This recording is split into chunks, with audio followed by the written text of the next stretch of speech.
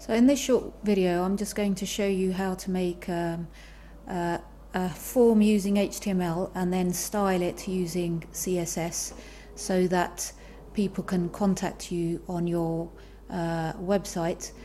And the way that we're going to do that is I'm going to type the form, the code, the HTML and the CSS for this into a text editor. And the text editor that I'm going to be using is Notepad++. It's free, and I think the best thing about it is that if you save your file as HTML, it will do some color highlighting for you, which means that you end up making less mistakes.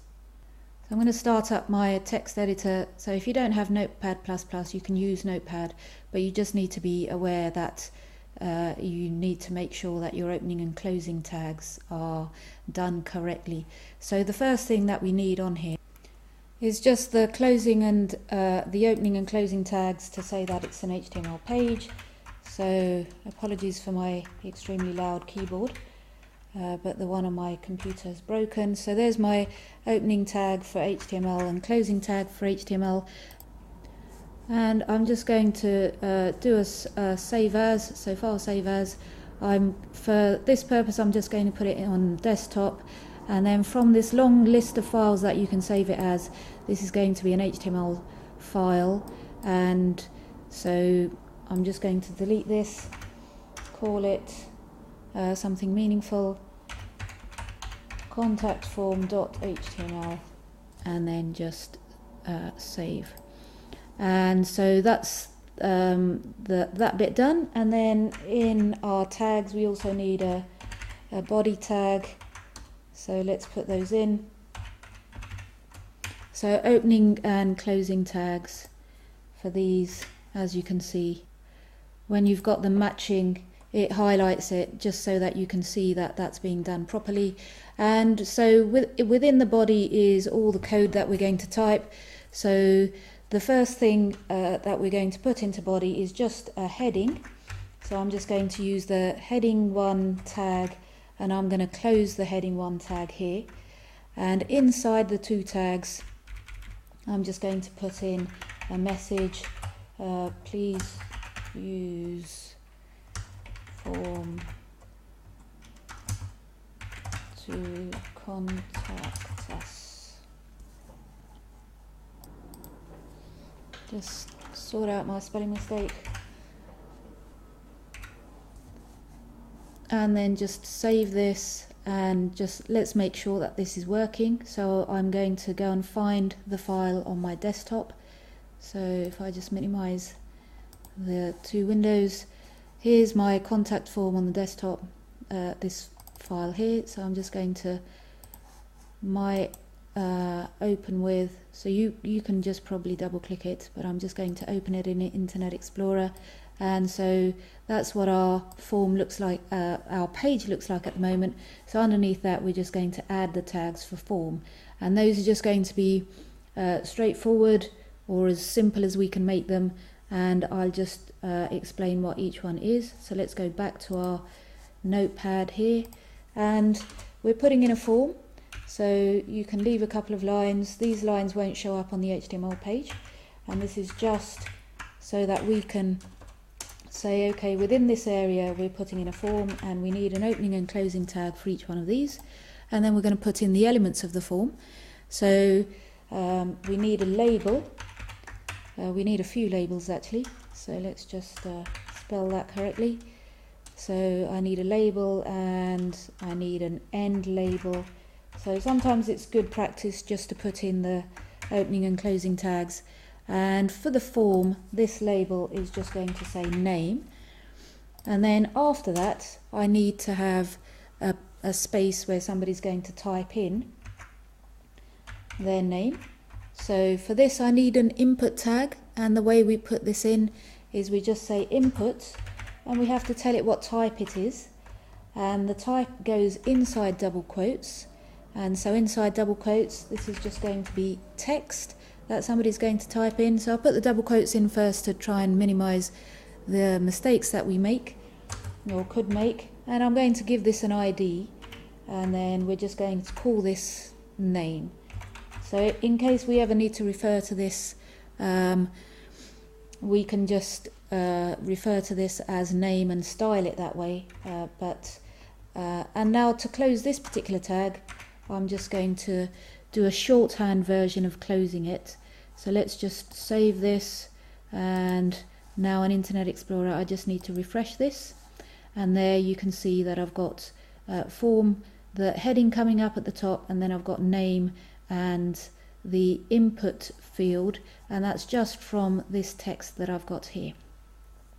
So once we've done that, one of the things that I've noticed, if I just move this over here, is I'd quite like name to be on the top and then have the label coming underneath that.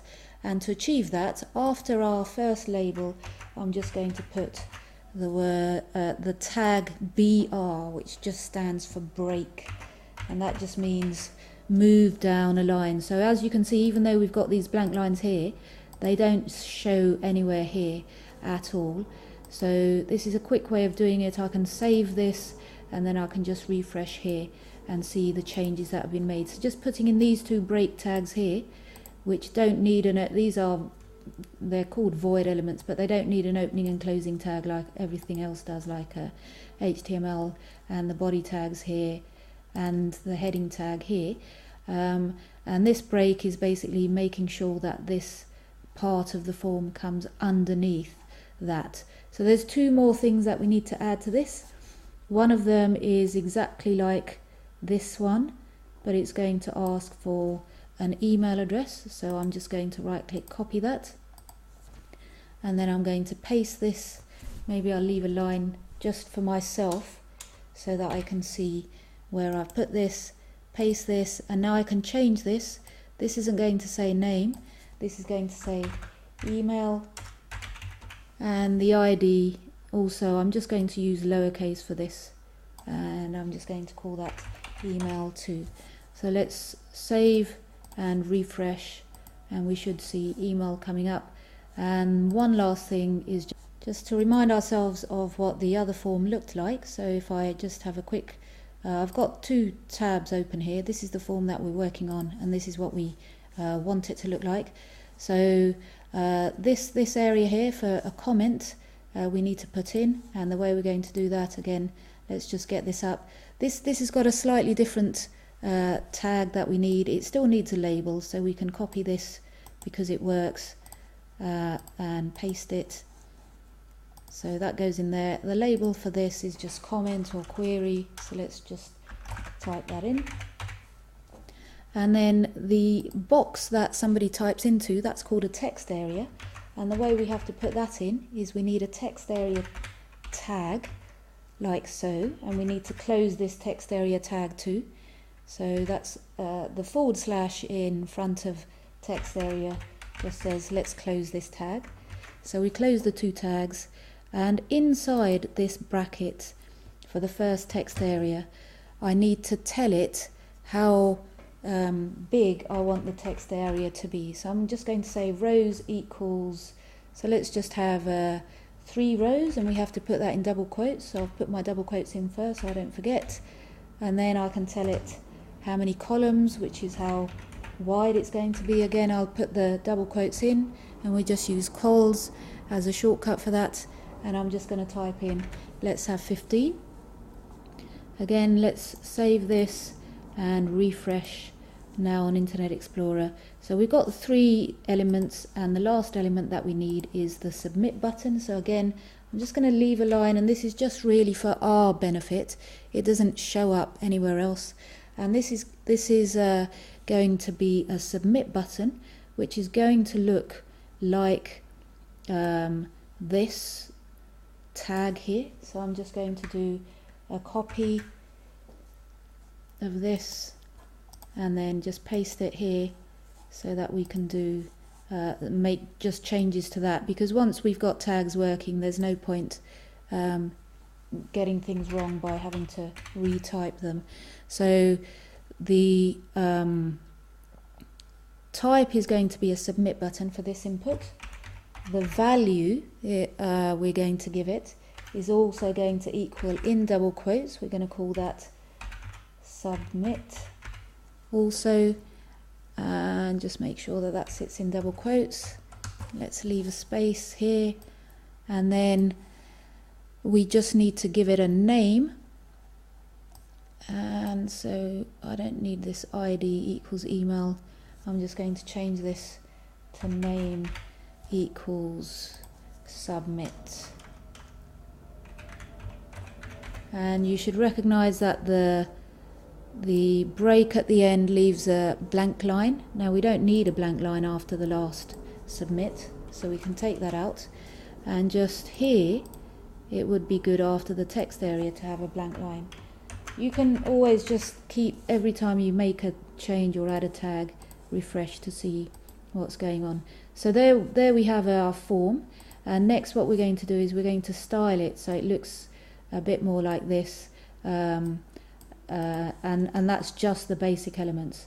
So just make sure you've got this saved, and in the next one we'll talk about the CSS needed to make this look different.